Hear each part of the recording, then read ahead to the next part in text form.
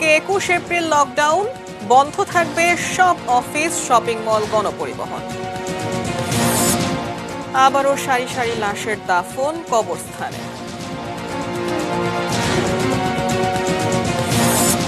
বহুজাতিক অনুশীলনে সম্পর্ক আরও সমৃদ্ধ হবে বললেন প্রধানমন্ত্রী। রয়্যাল রিসোর্টে হামলা, 4 হেফাজত নেতা গ্রেপ্তার।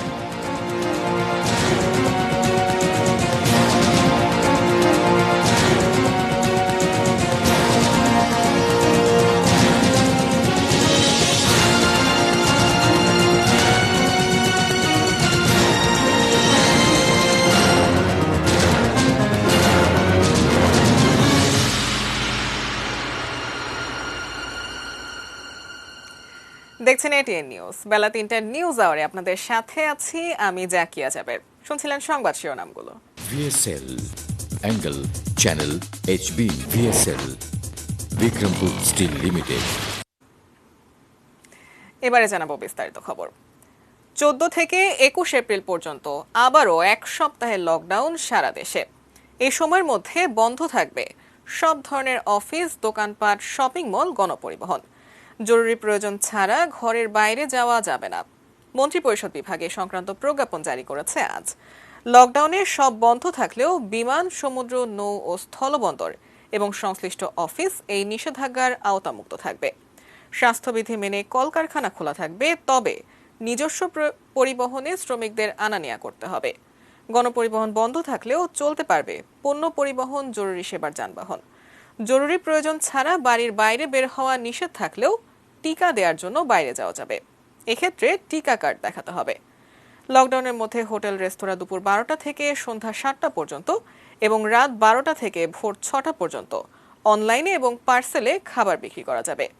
কাঁচা বাজার এবং নিত্যপণ্যের দোকান 9টা থেকে বেলা 3টা পর্যন্ত চলবে। এছাড়া জুমা এবং তারাবির নামাজের ক্ষেত্রে ধর্ম মন্ত্রণালয়ের নির্দেশনা পালন করতে হবে। বোরো ধান কাটার শ্রমিকদের যাতায়াত লকডাউনের আওতামুক্ত থাকবে। আজকের প্রজ্ঞাপনে দেওয়া বিধিনিষেধগুলো যাতে করে সকলে যথাযথভাবে পালন করে সেজন্য মাঠ প্রশাসনকে, বিশেষ করে জেলা প্রশাসন, উপজেলা প্রশাসন এবং আইন শৃঙ্খলা বাহিনীকে কার্যকর পদক্ষেপ গ্রহণ করার জন্য নির্দেশ দেয়। এক্ষেত্রে এই বন্ধের আওতায় সকল যে পরিবহন আছে, গণপরিবহন, দূরপাল্লার পরিবহন, আন্তজেলা পরিবহনগুলো বন্ধ থাকবে এবং এটাতে খোলা থাকবে জরুরি পরিষেবাগুলো যতগুলো আছে, জরুরি পরিষেবা সেগুলো খোলা থাকবে এবং শিল্প কলকারখানা সমূহ খোলা থাকবে। লকডাউন চলাকালে পণ্যবাহী পরিবহনে কোনোভাবেই যাত্রী পরিবহন করা যাবে না। এর নির্দেশনা দিয়েছেন সড়ক পরিবহন ও সেতুমন্ত্রী ওবায়দুল কাদের। নিজ বাসভবনে নিয়মিত ব্রিফিংয়ে এ কথা জানান তিনি। এ সময় তিনি বলেন, যেখানে অনিয়ম সেখানে ব্যবস্থা নিতে হবে, কাউকে প্রশ্রয় দেয়া যাবে না। গত লকডাউনের সময় দেখা গেছে জরুরি পণ্য পরিবহনের ট্রাকে করে যাত্রীরা চলাচল করছে। বিআরটি এর এখানে দায়িত্ব আছে, এই বিষয়টা দেখতে হবে সিরিয়াসলি। পণ্য পরিবহন যেন যাত্রী পরিবহনের রূপ না নেয়। 14 এপ্রিল থেকে সর্বাত্মক লকডাউনের ঘোষণায় লঞ্চ ও ফেরিঘাটে ঘরমুখ মানুষের উপচে পড়া ভিড় লক্ষ্য করা যাচ্ছে। স্বাস্থ্যবিধি ও সামাজিক দূরত্বের বিষয়কে কেউ এখনও গুরুত্ব দিচ্ছে না, অথচ করোনার ইনফেকশন এবং ফ্যাটালিটিস ভয়ঙ্করভাবে বেড়ে চলছে। নতুন করে লকডাউনের খবরে ঢাকা ছাড়ছে অনেকেই। বাড়ি ফেরা মানুষের বাড়তি চাপ রয়েছে রাজধানীর গাবতলী, সায়দাবাদ এবং আব্দুল্লাপুরে। দূরপাল্লার গণপরিবহন বন্ধ থাকলেও রাজধানী থেকে পিকআপ ভ্যান ও ট্রাক, প্রাইভেট কারে বিভিন্ন গন্তব্যে যাচ্ছে মানুষ। গাদাগাদি করে যাত্রী পরিবহনে মানা হচ্ছে না স্বাস্থ্যবিধি।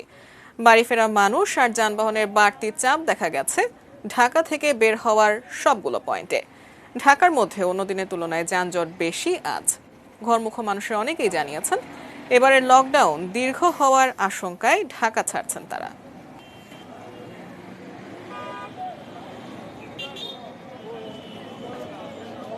লকডাউনে ছুটি দিছে এক সপ্তাহের বেশি। হোটেলে চাকরি করি, বেতন দেয় নাই, 3500 টাকা দিছে। এখন ওই বাড়তি ভাড়া নিয়ে আসতেছি, এখন গাবতলি পর্যন্ত পৌঁছেছি, এরপরে কেমনে যাবো এখন আল্লাহই ভালো জানে। 100 টাকার ভাড়া যাচ্ছে, আরিচায় যাই 100 টাকা দিয়ে, এই যে এই সেলফি গাড়িতেই যাই। তো এখন মোটরসাইকেল আলাদা 1200 টাকা ভাড়া চাচ্ছে। মেয়েকে মেডিকেল পরীক্ষা দিতে নিয়ে আসছিলাম, 5 তারিখের টিকিট কাটছিলাম হিল সিটিতে, কিন্তু এই লকডাউনের কারণে অনেক যাওয়া হয়নি, অনেক কষ্ট হলো। এখন দেখা যাক কোন গাড়ি পাই। বুধবার থেকে এক সপ্তাহের সর্বাত্মক লকডাউনে যাচ্ছে সারা দেশ। এই খবরে রাজধানী ছাড়তে শুরু করেছে অনেকেই। গাবতলী বাস টার্মিনালে আছেন সহকর্মী জাহিদ হাসান শাকিল। আমরা এই মুহূর্তে সরাসরি যুক্ত হচ্ছি তার সঙ্গে। জাহিদ, গাবতলীতে এই বাড়ি ফেরা মানুষের ভিড় কেমন দেখছেন এবং স্বাস্থ্যবিধি কতটুকু মানা হচ্ছে? আমরা যতটুকু জানলাম যে খুব গাদাগাদি করে যাওয়া হচ্ছে সেখানে, তো কি অবস্থা দেখছেন সেখানে? জাকিয়া, আপনি ঠিকই বলেছেন, গাদাগাদি করে মানুষ যাচ্ছে। আসলে যে কোনো উপায়ে পারছেন সে বাড়ি ফেরার চেষ্টা করছেন। আসলে আমি এই মুহূর্তে আছি যে গাবতলী বাস টার্মিনাল থেকে একটু সামনে। আমার পিছনের অংশটা আপনি দেখতে পাচ্ছেন যে অপেক্ষমান মানুষের অবস্থা। আসলে কঠোর লকডাউনের পর, ঘোষণার পর থেকে দ্বিতীয় দফা কিন্তু মানুষ গ্রামে ছুটছেন। তবে দূরপাল্লার বাস সহ গণপরিবহন বন্ধ থাকায় কিন্তু গাদাগাদি করে বিভিন্ন উপায়ে ট্রাক, সিএনজি বাস বা বাস না থাকায় মোটরসাইকেল সহ অন্যান্য উপায়ে তারা যাওয়ার চেষ্টা করছেন। বিশেষ করে ঢাকা ছাড়ছেন নিম্নআয়ের মানুষ, দিনমজুর সহ বিভিন্ন শ্রেণী পেশার মানুষ। তারা আসলে এই ঢাকা জীবন জীবিকা থাকলেও কিন্তু আবার অনিশ্চয়তা নিয়ে এখন ঢাকা ছাড়ছে। আমরা দেখেছি কেউ পুরো পরিবার কিন্তু স্থায়ীভাবে তারা গ্রামের দিকে ফিরছেন। আমার পিছনে অংশটি আপনি দেখতে পাচ্ছেন, অপেক্ষমান মানুষের চাপ। সেখানে রাইড শেয়ারিং বন্ধ থাকলেও চুক্তিভিত্তিক করে কিন্তু মোটরসাইকেলে তারা যাচ্ছেন বিভিন্ন উপায়ে। আমরা দেখছি মাঝে মধ্যে কিছু পুলিশের অভিযান হলেও সেটা আসলে তেমনটা চোখে পড়ার মতো না। আমরা দুই একটি অভিযান লক্ষ্য করলেও আর অনেকেই দেখছেন যে আমরা তার গন্তব্যে আসলে যানবাহনের ব্যবস্থা না পেয়ে কেউ পায়ে হেঁটেও কিন্তু এই তপ্ত রোদে রওনা হয়েছেন বাড়ির উদ্দেশ্যে। আসলে এই এক সপ্তাহ লকডাউনের পরে আবার লকডাউন হবে কি না, এই সব মিলে অনিশ্চয়তার মধ্য দিয়ে আসলে তারা গ্রামে ফিরছেন। তো আমরা বলতে পারি জাকিয়া যে মানুষের উপচে পড়া ভিড় বিভিন্ন উপায়ে গাদাগাদি করে যে যার অবস্থান থেকে যা বাড়ি ফেরার চেষ্টা করছেন। এই ছিল আমার কাছে সর্বশেষ গাবতলী বাস টার্মিনাল থেকে। জাকিয়া। জাহিদ, আপনাকে অসংখ্য ধন্যবাদ। দর্শক, রাজধানী ছাড়া মানুষের খবর জানাচ্ছিলেন গাবতলী থেকে সহকর্মী জাহিদ হাসান শাকিল। লকডাউনের খবরে ঢাকা ছাড়ছেন অনেকেই। দূরপাল্লা গণপরিবহন বন্ধ থাকলেও স্বাস্থ্যবিধি উপেক্ষা করে ছোট যানবাহনে গাদাগাদি করে যাচ্ছেন বাড়ি ফেরা মানুষ। এ বিষয়ে বিস্তারিত জানতে সায়দাবাদ বাস টার্মিনাল থেকে সরাসরি যুক্ত হচ্ছেন সাদমান হোসেন। সাদমান, সায়দাবাদে এই মুহূর্তে কি অবস্থা দেখছেন? মানুষজন খুব গাদাগাদি করে যাচ্ছেন আমরা জানতে পেরেছি, তো সেখানে স্বাস্থ্যবিধি কি মানা হচ্ছে কিনা, কি দেখছেন সেখানে? জাকিয়া, আমি এই মুহূর্তে রয়েছি সায়দাবাদ বাস স্ট্যান্ডে। সায়দাবাদ বাস স্ট্যান্ডে আসলে মানুষের ভিড়টা ঠিক কম তা না, বাট কিন্তু হচ্ছে যে গত সপ্তাহে লকডাউনের শুরুতে যেরকম ভিড় ছিল মানুষের ঢাকা ছাড়া, ঠিক সেই ভিড়টি এখন পর্যন্ত দেখা যাচ্ছে না। তবে আরেকটি কথাই যেটা বলতে চাই সেটি হচ্ছে যে মানুষ কিন্তু এখানে এসেছে ঢাকা ছাড়ার জন্য, কিন্তু তারা কিন্তু বাস পাচ্ছে না। মানুষ, আপনি দেখতে পাচ্ছেন যে অনেক মানুষ কিন্তু দাঁড়িয়ে আছে তাদের ব্যাগ নিয়ে বা ঢাকা ছাড়ার জন্য, কিন্তু বাস কিন্তু তারা পাচ্ছে না। সেক্ষেত্রে বিকল্প উপায় হিসেবে তারা কিন্তু প্রাইভেট কার অথবা মাইক্রোবাস, এই দুটো পন্থায় কিন্তু তারা যাওয়ার চেষ্টা করছে। যাদের একটু হয়তো অর্থ আছে তারা কিন্তু এভাবেই যাচ্ছে। তবে আরেকটি সূত্রে যেটি জানতে পেরেছি যে অল্প কিছু বাস ঢাকা ছেড়ে যাচ্ছে, বিশেষ করে কুমিল্লা এবং সিলেট এই দুটি অঞ্চলের বাস কিন্তু সায়দাবাদ থেকে ছেড়ে যাচ্ছে। তবে সেক্ষেত্রে কিন্তু তারা কতটুকু স্বাস্থ্যবিধি মেনে চলছে বা ঠিক কী পরিমাণে যাত্রী তারা নিচ্ছে সেটি এখনও অনিশ্চয়তার মধ্যে রয়েছে। অনেক যাত্রী কিন্তু তারা চেষ্টা করছে যে যেভাবেই হোক একটি বাসে উঠে নিজ নিজ গন্তব্যে চলে যাওয়ার। এক্ষেত্রে আবার আরেকটি জিনিস আমাকে বিভিন্ন যাত্রী যেটি বলেছেন যে তারা বাস কোম্পানিগুলো কিন্তু তাদের কাছ থেকে অ্যাডভান্স টাকা নিয়ে নিচ্ছে, অগ্রিম টাকা নিচ্ছে, এই কারণে যে যদি কোনো কারণে পুলিশ তাদেরকে নামিয়ে দেয় বাস থেকে, সেক্ষেত্রে তাদের হয়তো কিছু করার থাকবে না বা বাস কোম্পানিটির যাতে কোনো ধরনের ক্ষতি না হয় সেই কারণে কিন্তু তারা এরকম অগ্রিম টাকাটি নিচ্ছে। আবার এমন কাহিনীও হয়েছে যে বাস কোম্পানি টাকা নেওয়ার পরেও কিন্তু আসলে যাত্রীটাই তার নিজ নিজ গন্তব্যে যেতে পারেনি। তো এই ছিল জাকিয়া আমার কাছে সায়দাবাদ বাস স্ট্যান্ডের সর্বশেষ তথ্য। আশা করি পরবর্তী বুলেটিনে আরও কিছু জানাতে পারবো আপনাকে। সাদমান, আপনাকে অসংখ্য ধন্যবাদ। আমরা পরবর্তীতে প্রয়োজনে আবারও যুক্ত হব আপনার সঙ্গে। দর্শক, রাজধানীর সায়দাবাদ থেকে সাদমান হোসেন জানাচ্ছিলেন রাজধানী ছাড়া মানুষের খবর। তিনি জানাচ্ছিলেন যে দূরপাল্লার গণপরিবহন বন্ধ থাকায় অনেকেই ছোট ছোট যানবাহন প্রাইভেট কারে করে ঢাকা ছাড়ছেন। এই মুহূর্তে জানাবো দ্য অ্যাকমি ল্যাবরেটরিজ লিমিটেডের সৌজন্যে করোনা নিউজ আপডেট।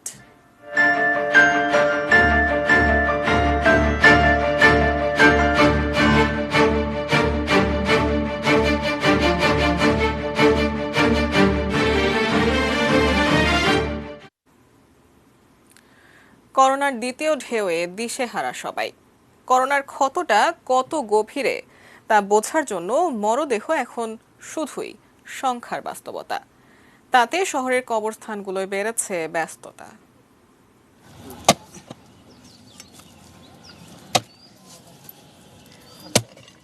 প্রস্তুতিটা কিসের এতক্ষণে সবার বুঝে যাবার কথা। দেশের সবচেয়ে বড় গোরস্থান রায়ের বাজার কবরস্থান, যার ৮ নম্বর ব্লক শুধুই করোনায় প্রাণ হারানো মানুষের। জামাল এখানে কাজ করছেন বছর 2 হলো। হুট করেই মার্চের পর থেকে করোনায় কাজ বেড়েছে জামালের মতো আর সবার। ডিসেম্বর জানুয়ারি থেকে এত দাফন ছিল না, হয়তো ছিলই না বলতে গেলে। এখন মানে বাইরে গেছে একবার অনেক মানে রুগী বাইরে গেছে, তারপরে দাফনের অনেক চাপ পড়ে যেতেছে। মামা আগে তো এত কাজ ছিল না, ইদানিং একটু কাজ বাড়ছে। কত বেশি? প্রতিদিন 4-5টা।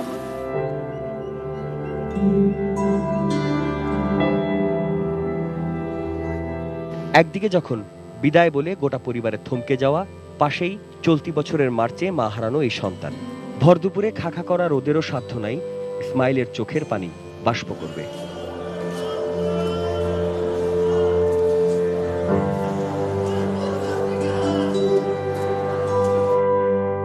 ঘণ্টা 2-এর মধ্যেই করোনায় প্রাণ হারানো কারো না কারো মরদেহ এখানে আসেই।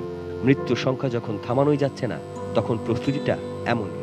খুব বেশি অবাস্তব না, একবারে বেশি কবর খুঁড়তে এক্সকেভেটর এনে রেখেছে কর্তৃপক্ষ।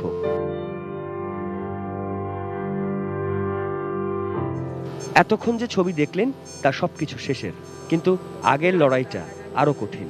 নারায়ণগঞ্জ থেকে ঢাকা মেডিকেল, অবস্থা বেগতিক, কিন্তু আইসিইউর কপাল নেই মর্জিনা বেগমের। তবুও এক বুক আশা নিয়ে পরিবার মুগদা হাসপাতালে। আইসিইউ না মিললেও অক্সিজেন জুটেছে, তাতেই ভরসা। মহামারীকালে অক্সিজেনের সরবরাহ আছে এমন বেডই যখন নিশ্চিত না, তখন আইসিইউ তো সোনার হরিণ। জরুরি বিভাগের সামনে থাকা বেশিরভাগ রোগীর মূল সংকট শ্বাসকষ্ট। সিমটমগুলো আপনার ওই ধরনেরই ছিল আর কি। সিমটম দেখেই হলি ফ্যামিলিতে গেছিলাম আপনার, পরে জাস্ট ওই কোভিড টেস্টটা পজিটিভ আসার পরে কালকে ওখান থেকে বের করে নিয়ে আসছিলাম আর কি। পরে অনেক জায়গায় গেছি, বাট কোথাও করতে পারতেছি না। তো এখানে একজনের রেফারেন্সে আসছে আর কি। এখন ব্যবস্থাপনা আর সক্ষমতা সীমিত, কিন্তু লড়াইটা মহামারীর সাথে। তাই তো শ্বাসকষ্ট নিয়ে আসা কোনো রোগী ফিরিয়ে দিতে চান না, দিচ্ছেন না চিকিৎসকরা। ক্রিটিক্যাল পেশেন্টগুলো এত বেশি বেড়ে যাচ্ছে যে আমাদের অনেক সময় বেডেও সংকুলান হচ্ছে না, যার কারণে আমরা মানে একটু স্যাচুয়েশন ভালো থাকলে পেশেন্টকে ছুটিও দিয়ে দিচ্ছি। আর এখানে ইমার্জেন্সিতে যেই পেশেন্টগুলো স্যাচুয়েশন ভালো নিয়ে আসে তাদেরকে আমরা হোম ট্রিটমেন্ট দিয়ে বাসায় পাঠিয়ে দিচ্ছি। সারাদিন দেখলেন যে কতজন আসলে ইমার্জেন্সি আসেন, 100 জনের মধ্যে কতজন ক্রিটিক্যাল আসেন? আসলে ক্রিটিক্যাল পেশেন্ট 50-50 হবে আর কি। সাদাত হাবিবি সেতু, এটিএন নিউজ, ঢাকা।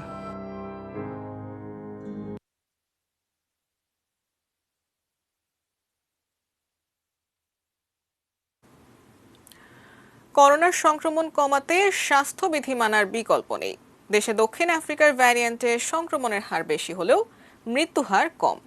এই কথা জানিয়েছেন বঙ্গবন্ধু শেখ মুজিব মেডিকেল বিশ্ববিদ্যালয়ের উপাচার্য অধ্যাপক ডাক্তার মোহাম্মদ শরফুদ্দিন আহমেদ। দুপুরে নিজ কার্যালয়ে সাংবাদিকদের সাথে আলাপকালে তিনি এসব কথা বলেন। করোনা পরিস্থিতি একটুখানি আতঙ্কের সৃষ্টি করেছে মানুষের মধ্যে, কারণ হলো নিউ ভেরিয়েন্ট, যেটা দক্ষিণ আফ্রিকান করোনা ভেরিয়েন্ট। এটা আগে যেখানে একজনে একজন ছড়াতো, এখন একজনে 3 জন, 3 জন থেকে 5 জন, 5 জন থেকে 25 জনে ছড়াচ্ছে। একই বাড়িতে একজন আক্রান্ত হলে দেখা যাচ্ছে সেই বাড়ির সবাই আক্রান্ত হচ্ছে। সুতরাং এই আক্রমণটা যাতে কমানো যায়, সংক্রমণ কমানো যায়, তার জন্য সবাইকে স্বাস্থ্যবিধি মানতে হবে। এক্ষেত্রে কোনো রকম কোনো গাফিলতি করা যাবে না। কঠোর লকডাউনের কথা ভেবে ব্যাংকে গ্রাহকদের ভিড়। লেনদেনের সময় কম হওয়ার কারণে ব্যাংকগুলোতে গ্রাহকের উপচে পড়া ভিড়ে অধিকাংশ ব্যাংকে মানা সম্ভব হচ্ছে না নিরাপদ শারীরিক দূরত্ব। বুধবার থেকে কঠোর ও সর্বাত্মক লকডাউনে বের হওয়া যাবে না ঘর থেকে। তাই সোমবার নগদ টাকা তুলে নিতে রাজধানীর বিভিন্ন ব্যাংকে উপচে পড়া ভিড়। সকাল 10টা থেকে দুপুর 1টা পর্যন্ত ব্যাংকিং কার্যক্রম চালিয়েও গ্রাহকদের চাপ সামাল দেওয়া যাচ্ছে না। বদরুল আলম অবসরপ্রাপ্ত এই সরকারি কর্মকর্তা তার পেনশনের টাকা তুলতে মতিঝিলের সোনালী ব্যাংক শাখায় আসেন উত্তরা থেকে। কয়েকশো গ্রাহকের সাথে ঝুঁকি নিয়ে লাইনে দাঁড়াতে হয়েছে ঘন্টার পর ঘন্টা। যেটা হইতেছে এটা কিন্তু সতর্কতা যা সেফটির জন্য দরকার তা কোনোটা মানা হইতেছে না এবং তার জন্য কোনো তদারকিও নাই। অবসরপ্রাপ্ত সরকারি কর্মকর্তা কর্মচারীদের বেতন ও সামাজিক ভাতাভোগীদের প্রায় ৩৭ ধরনের ভাতা দেয়া হচ্ছে এ সপ্তাহে। 15 এপ্রিল পর্যন্ত এভাবেই চলবে বেতন ভাতা প্রদান কার্যক্রম। ব্যাপারটা হয়েছে যে লেনদেনের পরিমাণ আসলে অনেকাংশে বৃদ্ধি পেয়েছে, কারণ লোকজন গ্রাহকরা মনে করতেছে হয়তো সামনে একটা বড় ধরনের লকডাউন আসতে পারে, সেই হিসাবে লোকজন তাদের প্রয়োজনীয় প্রস্তুতি নিয়ে রাখছে এবং এই জন্য ব্যাংকে ভিড় করতেছে। করোনা ভাইরাস থেকে রক্ষা পেতে সামাজিক দূরত্ব বজায় রাখার যে নির্দেশনা দেওয়া হয়েছে সরকারি ও বেসরকারি ব্যাংকের শাখাগুলোতে তা পুরোপুরি ভেঙে পড়েছে। ঠাসাঠাসি করে লাইনে দাঁড়াতে হচ্ছে গ্রাহকদের। ফলে ব্যাংক কর্মকর্তা ও গ্রাহকেরা যে নিরাপদ থাকছেন তাও বলা যাচ্ছে না। করোনাকালীন সময় যে সময়টা ব্যাংকে দেওয়া হয়েছে এটা আসলে যথাযথভাবে ঠিক করা হয়নি। অ্যাটলিস্ট 2টা পর্যন্ত হলেও হয়তো সুস্থভাবে ব্যাংকিং আমরা করতে পারতাম। 2-2.5 ঘন্টাতে মানুষ এক ব্যাংকে 2-2.5 ঘন্টা চলে যায়, অনেক সময় 3 ব্যাংকে 4 ব্যাংকে কাজ থাকে। যেহেতু নিজেদের ম্যান পাওয়ারও আমাদেরকে সেভ করতে হবে, রোস্টারিংয়ের মাধ্যমে আমরা সীমিত সংখ্যক ম্যান পাওয়ার দিয়ে সার্ভিস দিচ্ছি, সেই জন্য লাইনটা হয়তো বা কিছুটা বড় হয়েছে, কিন্তু সার্ভিস আমরা কিন্তু দিয়ে যাচ্ছি। কঠোর লকডাউনে স্বাস্থ্যবিধি মেনে খোলা রাখার নির্দেশনা দেওয়া হয়েছে রপ্তানি খাতের সাথে যুক্ত শিল্প কারখানাগুলোকে। এই অবস্থায় বাংলাদেশ ব্যাংকের নির্দেশনা মেনেই ব্যাংকিং কার্যক্রম খোলা রাখার প্রস্তুতি নেওয়া হবে বলে জানিয়েছে ব্যাংকগুলো। লেনদেন যে বিএফটিএন এবং ক্লিয়ারিং মাধ্যমে হয়ে থাকে, এটা লোকাল অফিস কন্ট্রোল করে থাকে বিদায় এখানে লোকাল অফিস একদিনের জন্য বন্ধ রাখা সম্ভব না। বাংলাদেশ ব্যাংক আমাদেরকে নির্দেশনা দিবেন, সেই হিসাবে আমাদের হেড অফিসের গাইডলাইন অনুসারে আমরা যে কোনো পরিস্থিতিতে কাজ করার জন্য আমরা প্রস্তুত আছি। আহমেদ রাব্বি তানিম, ATN নিউজ, ঢাকা। করোনার ধাক্কা বৈশাখী বাণিজ্যে। গতি নেই আগের বৈশাখ ঘিরে অর্থনৈতিক কর্মকাণ্ডেও। হাজার কোটি টাকার ক্ষতির আশঙ্কা ব্যবসায়ীদের। আরও জানাচ্ছেন গোলাম কাদির অপু।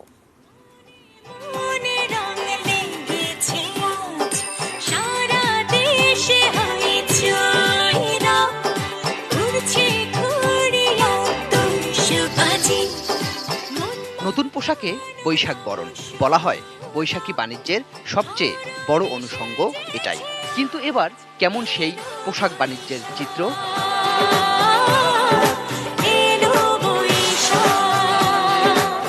যাওয়া যাক ইসলামপুরে, রাজধানীতে পোশাকের সবচাইতে বড় ব্যবসা কেন্দ্র, অথচ ব্যস্ততা নেই সেখানেও। ঢাকার বাইরে থেকে আসতে পারছেন না খুচরা ব্যবসায়ীরা। করোনা আর লকডাউনের থাবায় এখানকার ব্যবসায়ীদের কোটি টাকার বিনিয়োগ এখন হুমকিতে। যারা হোলসেল করে তাদের একটা টার্গেট থাকে, যারা রিটেল করে তাদের একটা টার্গেট থাকে। তো সব মিলিয়ে গত বছরও ঠিক যেই মোক্ষম সময়টা আমাদের ব্যবসায়ীদের জন্য আমরা ক্ষতিগ্রস্ত, ঠিক এই বছর এই একই সময়ে তো অস্তিত্ব বলে কোনো কিছু আর থাকে না। ইসলামপুর থেকে রাজধানীর খুচরা দোকান, শপিং মল, শহর বন্দর থেকে গ্রামগঞ্জ, সব জায়গাতেই একই চিত্র। দেশ জুড়ে ছড়িয়ে থাকা হাজার পাঁচেক দেশীয় ফ্যাশন উদ্যোক্তাদেরও মাথায় হাত। শ্রমিক, ফাংশন, স্টাফ, এমপ্লয়ি, দোকান ভাড়া, ব্যাট, ট্যাক্স সব দিক থেকে আমরা অনিশ্চয়তার মধ্যে হাঁটতেছি যে এগুলো আমাদের দেওয়া এখনো পসিবল না। সারা বছর আমরা লসই গুনছি, গত বছরও লস গুনছি, এই বছরও লসই গুনতেছি। আমাদের অস্তিত্ব নাই, দেয়ালে পিঠ থেকে গেছে। আমাদের ব্যবসায়ীদের মধ্যে থেকে স্বর্ণ অলংকার বিক্রি করে, জমি জমা বন্ধক রেখে, মর্গেজ দিয়ে অনেকেই আবার পুনরায় তাদের স্টেবল একটা ফাইন্যান্স তারা তৈরি করেছে, কিন্তু এটাকে যে ব্যাক পাবো সেরকম সম্ভাবনা আমাদের নাই যদি লকডাউনের মধ্যে আমরা বন্ধ থাকি। শুধু পোশাকে নয়, টানা 2 বছর বড় ক্ষতির মুখে মিষ্টি ব্যবসায়ীরাও।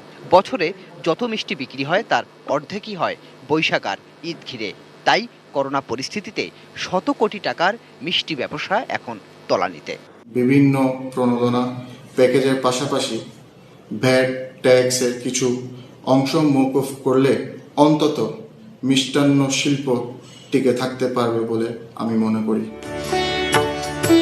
করোনা ধাক্কা দিয়েছে বৈশাখী বাণিজ্যের সব ক্ষেত্রেই। তবে বৈশাখী বাণিজ্যের আকার কত?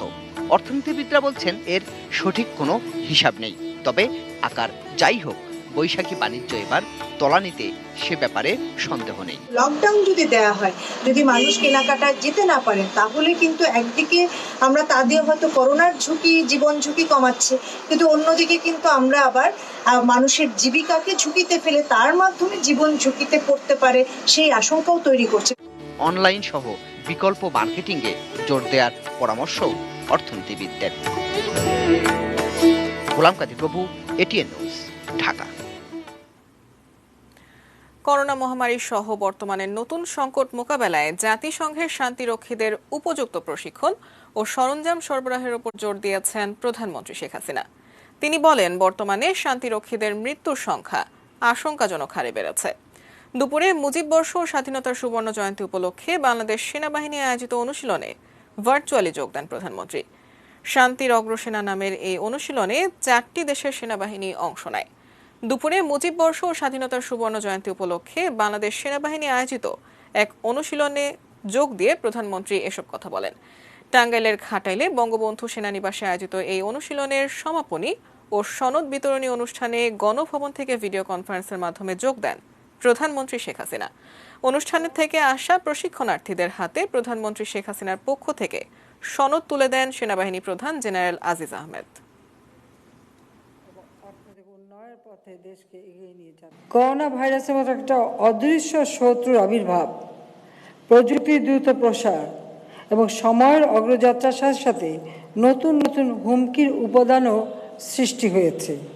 সম্প্রতি শান্তিরক্ষীদের প্রাণহানির সংখ্যা উদ্বেগজনক হারে বেড়ে চলেছে। এ যাবৎ বাংলাদেশি শান্তিরক্ষীগণের মধ্যে 158 জন প্রাণ উৎসর্গ করেছেন এবং 237 জন আহত হয়েছেন। জাতিসংঘ শান্তিরক্ষা অপারেশনে আগামী দিনের নতুন সংকটগুলো মোকাবেলায় শান্তিরক্ষীদের উপযুক্ত প্রশিক্ষণ ও সরঞ্জামাদি প্রস্তুত করা এখন সময়ের দাবি। আশা করি এ বিষয়ে যথাযথ পদক্ষেপ নেওয়া হবে। বাজে স্টিল বিরতি নিচ্ছে এ পর্যায়ে, এরপর আরো জানাচ্ছি। করোনার দ্বিতীয় ঢেউ সামলানো চ্যালেঞ্জ হবে সিলেটে। 6 পণ্যের দাম নির্ধারণ করল কৃষি বিপণন অধিদপ্তর।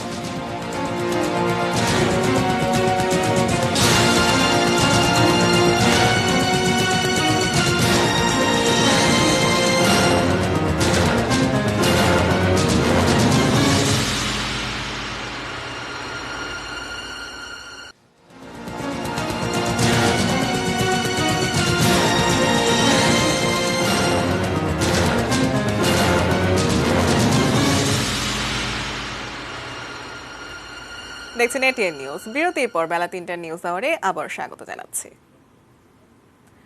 নারায়ণগঞ্জের সোনারগাঁওয়ের রয়্যাল রিসোর্টে মামুনুল ইস্যুতে হামলা, ভাঙচুর ও মহাসড়কে নাশকতা সৃষ্টির মামলার প্রধান আসামি মাওলানা ইকবাল সহ 4 হেফাজত নেতাকে গ্রেপ্তার করেছে র্যাব। র্যাব 11-এর প্রধান লেফটেন্যান্ট কর্নেল খন্দকার সাইফুল আলম জানান, গত মধ্যরাতে ঢাকার জুরাইন থেকে তাদের গ্রেপ্তার করা হয়। পরে তাদের গোয়েন্দা সংস্থার কাছে হস্তান্তর করা হয়। গ্রেপ্তারকৃতরা হলেন মাওলানা ইকবাল, মাওলানা মহিউদ্দিন, মাওলানা শাহজাহান শিবলি, মাওলানা মুয়াজ্জেম। গ্রেপ্তার 4 জনকে বিকেলে আদালতে তোলা হবে। এ নিয়ে নাশকতা ও ভাঙচুরের ঘটনায় 17টি মামলায় মোট 63 জনকে গ্রেপ্তার করা হলো। 3 এপ্রিল সোনারগাঁওয়ের রয়্যাল রিসোর্টে হেফাজত নেতা মামুনুল হককে অবরুদ্ধ করে রাখার প্রতিবাদে ঢাকা চট্টগ্রাম মহাসড়কে আগুন জ্বালিয়ে অবরোধ করা হয়। এছাড়া রয়্যাল রিসোর্ট সহ আওয়ামী লীগ কার্যালয়ে ভাঙচুর এবং যুবলীগ ও ছাত্রলীগ নেতাকর্মীদের বাড়িতে হামলা চালায় হেফাজতের নেতাকর্মীরা। স্বাস্থ্য সচেতনতা ও চিকিৎসা ব্যবস্থায় পিছিয়ে থাকা সিলেট অঞ্চলে করোনার সংক্রমণ বাড়ছে আশঙ্কাজনক হারে। সংশ্লিষ্টরা মনে করছেন, এই অবস্থায় চ্যালেঞ্জ হবে দ্বিতীয় ঢেউয়ের প্রভাব সামলানো। সিলেট থেকে অনিল পালের ক্যামেরায় সজল ছত্রীর রিপোর্ট। আশঙ্কা ছিল শীতে ভয়ঙ্কর হয়ে উঠতে পারে করোনা, কিন্তু হলো উল্টোটা। শীতে সীমিত হলেও যেন শীত যেতেই জেঁকে বসেছে করোনা ভাইরাস। গত এক সপ্তাহে সিলেটেই সংক্রমণ বেড়েছে প্রায় 3 গুণ। দেশের সবচেয়ে ঝুঁকিপূর্ণ জেলার তালিকায়ও এই জেলা। গত 7 এপ্রিল সংক্রমণের হার ছিল 11 ভাগ। 8 এপ্রিল 12 ভাগ, 9 এপ্রিল 15 ভাগ এবং 10 এপ্রিল শতকরা সংক্রমণের হার 21%। শুরু থেকেই করোনার চিকিৎসা সেবা নিয়ে নানান অভিযোগ থাকা সিলেটের বর্তমান পরিস্থিতিতে হাসপাতালে বাড়ানো হচ্ছে শয্যা। তবে সংক্রমণের ঊর্ধ্বগতি অব্যাহত থাকলে ভয়াবহ সংকট হতে পারে আইসিইউ শয্যায়। এই মুহূর্তে শামসুদ্দিনের 16টি আইসিইউ বেডের মধ্যে 12 জন পেশেন্ট আছে এবং সবসময় 10 জন 12 জন সবসময় থাকে। আইসিইউ বেডের একটা ডিমান্ড সবসময় রয়েছে এবং এইটির রেশ ধরেই কিন্তু ওসমানীকে অবশ্যই আইসিইউ বেড তৈরি করতে হবে। করোনার প্রথম ঢেউয়ের প্রভাব কমে আসা আর ভ্যাকসিন গ্রহণের পর স্বাস্থ্যবিধি নিয়ে উদাসীনতায় বাড়িয়েছে সিলেটে করোনা সংক্রমণ।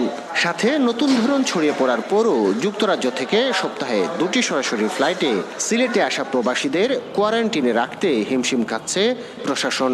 এ অবস্থায় আসছে কঠোর লকডাউন। লকডাউন তো আসলে একটাই দপ্তরের বিষয় নয়, এখানে আইনশৃঙ্খলা বাহিনী আছে, পুলিশ বাহিনী আছে, সবাইকেই কিন্তু যার যার অবস্থান থেকে কাজ করতে হবে। সেটি নির্দেশনা যদি লকডাউন সর্বাত্মক লকডাউনের কথা আমরা শুনছি, যদি এভাবে আসে তাহলে নির্দেশনাটাও সেইভাবে আসবে এবং সেইভাবে আমাদের সমস্ত দপ্তরকেই কিন্তু এগিয়ে আসতে হবে। নতুন করে কঠোর লকডাউন আসার আগে সাধারণ মানুষের মধ্যে পাওয়া গেছে মিশ্র প্রতিক্রিয়া।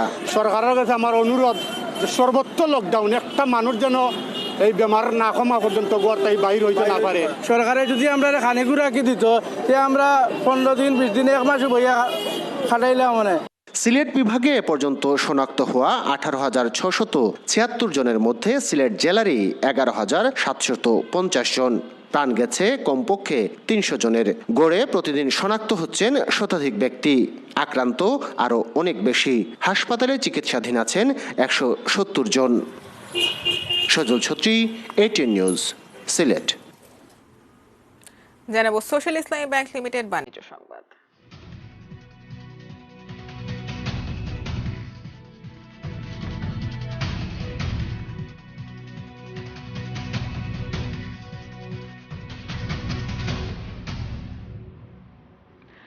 রমজান সম্পর্কিত জরুরি 6 পণ্যের যৌক্তিক দাম নির্ধারণ করল কৃষি বিপণন অধিদপ্তর। সংস্থাটি বলছে এসব পণ্যের মজুদ পর্যাপ্ত, দাম বাড়ারও কোনো কারণ নেই। সকালে খামারবাড়িতে সংবাদ সম্মেলন করে এই 6টি পণ্য ছোলা, পেঁয়াজ, ভোজ্য তেল, মসুর, চিনি এবং খেজুরের চাহিদা, আমদানি, উৎপাদন মূল্য তুলে ধরে সংস্থাটি। তারা জানান, বিভিন্ন পর্যায়ে এসব মূল্য বিশ্লেষণ করে ছোলা কেজিতে 63 থেকে 67 টাকা, পেঁয়াজ 40 টাকা, মসুর ডাল 67 থেকে 69 টাকা, চিনি 67 থেকে 68 টাকা, খেজুর 80 থেকে 100 টাকা নির্ধারণ করে দিয়েছে সংস্থাটি। তবে ভোজ্য তেল সরকারি নির্ধারিত 139 টাকাই তারা উল্লেখ করেছে। সংবাদ সম্মেলনে মহাপরিচালক মোহাম্মদ ইউসুফ জানান, কেউ বেশি দামে বিক্রি করলে ব্যবস্থা নেবেন তারা। লকডাউনের মধ্যেও বাজার মনিটরিং করবে তারা। এবারে ম্যাক্স ব্যাগের সৌজন্যে বইমেলা প্রতিদিন।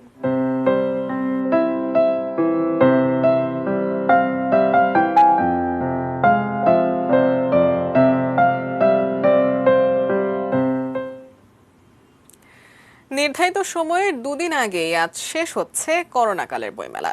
মেলা প্রাঙ্গণে রয়েছেন সহকর্মী সাদিয়া ন্যান্সি।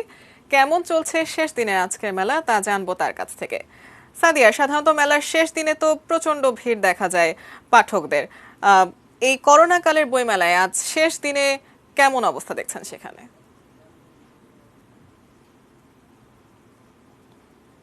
ধন্যবাদ। আপনি একটা কথা বলছিলেন যে শেষ দিনে অনেক বেশি ভিড় দেখা যায়। আমরা গত কয়েকদিনে যেটা দেখছিলাম যে পাঠক শূন্যই বলা যায় মেলা, এবং আজকেও এবং যথারীতি একই অবস্থা যে বই মেলা পুরোপুরি পাঠক শূন্য। আর কিছুক্ষণ পরেই মেলা বন্ধ হয়ে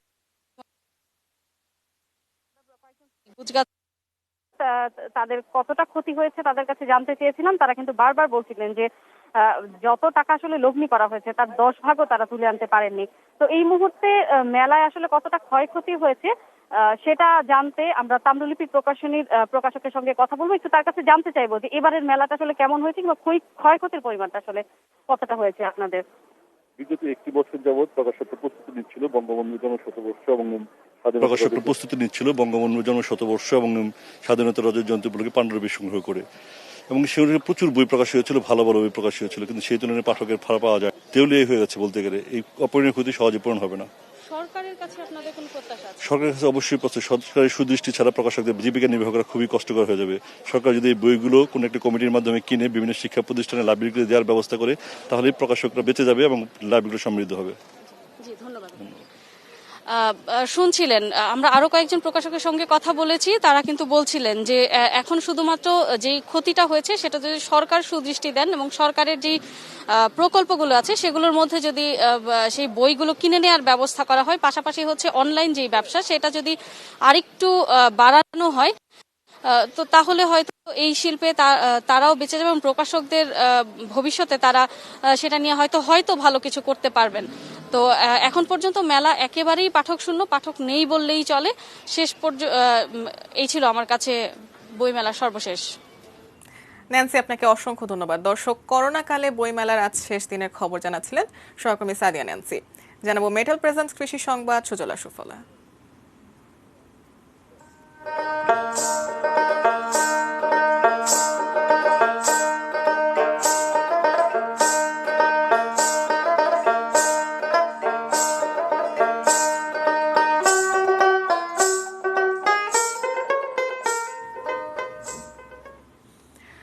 দুয়ারে করা নাড়ছে বৈশাখ।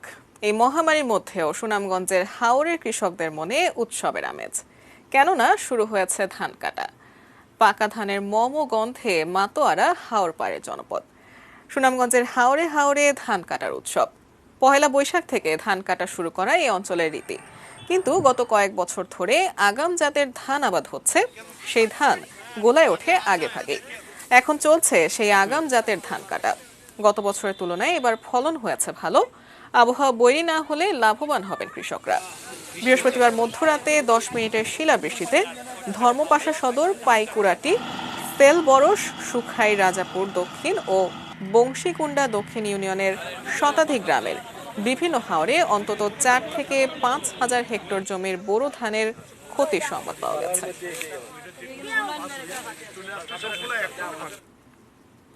আবারও বায়োস্টিল বিরতি নিচ্ছি, এরপর আরো যা থাকছে।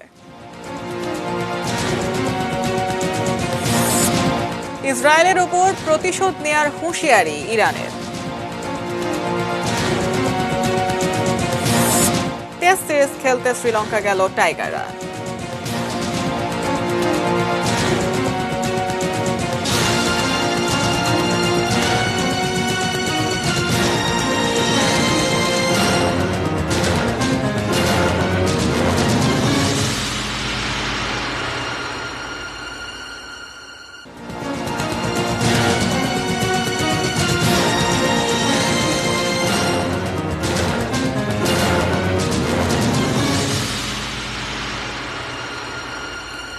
দেখছেন এটিএন নিউজ। বিরতির পর বেলা 3টার নিউজ আওয়ারে আরো একবার স্বাগত জানাচ্ছি। জানাবো খেলার খবর।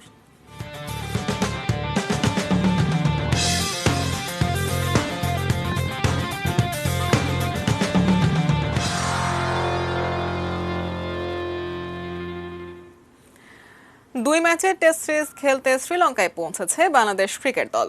কন্ডিশনের খুব বেশি তারতম্য না থাকায় জয়ের ব্যাপারে আশাবাদী টিম লিডার খালেদ মাহমুদ সুজন। সবশেষ বিদেশের মাটিতে টেস্ট ম্যাচ জিতেছিল বাংলাদেশ, সেটি 2017 সালে। প্রতিপক্ষ সেই শ্রীলঙ্কা। সেই ম্যাচে সেরা ক্রিকেটার তামিম ইকবাল এবারও স্কোয়াডে। দেশ ছাড়ার আগে তাই ক্যামেরার লেন্স ঠিকই খুঁজে নিল এই ওপেনারকে। হাত নেড়ে তিনিও যেন ভালো কিছুরই ইঙ্গিত দিলেন। 21 সদস্যের বড় বহর, সবার চাওয়া একটি জয়। হারের গ্লানি থেকে বের হতে এছাড়ার উপায় কি? অবভিয়াসলি আমরা জয়ের জন্যই খেলবো। যদিও আমরা লাস্ট সিরিজ বাংলাদেশে ভালো করি নাই, বাট আমি স্টিল বিলিভ করি যে আমাদের অ্যাবিলিটি আছে, আমাদের সেই ক্যাপাবিলিটি আছে। শ্রীলঙ্কার সঙ্গে আবহাওয়া আর পরিবেশ খুব একটি পার্থক্য নেই, সেটিকে সুবিধা দেখছেন খালেদ মাহমুদ সুজন। শ্রীলঙ্কা তো সবসময় গরম থাকে, আমরা জানি যে কন্ডিশন আমাদের এখনকার যেরকম কন্ডিশন গরম থাকে, বাট উইকেট ভালো থাকে। আমরা মনে করি যে স্ট্রেংথ ওয়াইজ দুটো দলই সমান। শ্রীলঙ্কার কন্ডিশনে প্রতিপক্ষ স্ট্রং প্রতিপক্ষ, বাট তারপরে আমি ট্রাস্ট করি যে আমরা স্কিলের দিক থেকে আমরাও পিছিয়ে নেই, আমরাও ভালো দল। দলে বিভেদ, সিনিয়র জুনিয়র গ্রুপিং নিয়ে আলোচনা। তবে টিম লিডার স্পষ্ট করেই বললেন মাঠে লড়তে হবে কাঁধে কাঁধ মিলিয়ে। আমার কাছে সবাই সমান আসলে, যদিও তামিম মুশফিকের এক্সপিরিয়েন্স বা মমিনুরের এক্সপিরিয়েন্স অনেক কিছু, বাট তারপরেও রেসপন্সিবিলিটি সবার জন্য সমান। জাতীয় দলের পোশাক পরে যখন আমি খেলবো তখন আমার জন্য দায়িত্বটা একই যতটুকু তামিমের। ভালো খেলা সবারই রেসপন্সিবিলিটি। একটা তরুণের আগেও মিরাজকে আমরা দেখেছি, আমরা ইংল্যান্ড সিরিজে মিরাজের অনবদ্য পারফরমেন্সে বাংলাদেশ ম্যাচ জিতেছে না। তো আমার মনে হয় যে সেরকম সবাইকে মনে রাখতে হবে। 3 দিনের কোয়ারেন্টাইন শেষে শ্রীলঙ্কার মাটিতে অনুশীলনের সুযোগ পাবেন মুমিনুল মুশফিকরা। Shubhodeb Nath, ATN news, Dhaka. এই ছিল এখনকার মতো বেলা 3টার নিউজ আওয়ার। এতক্ষণ সঙ্গে থাকার জন্য সবাইকে ধন্যবাদ।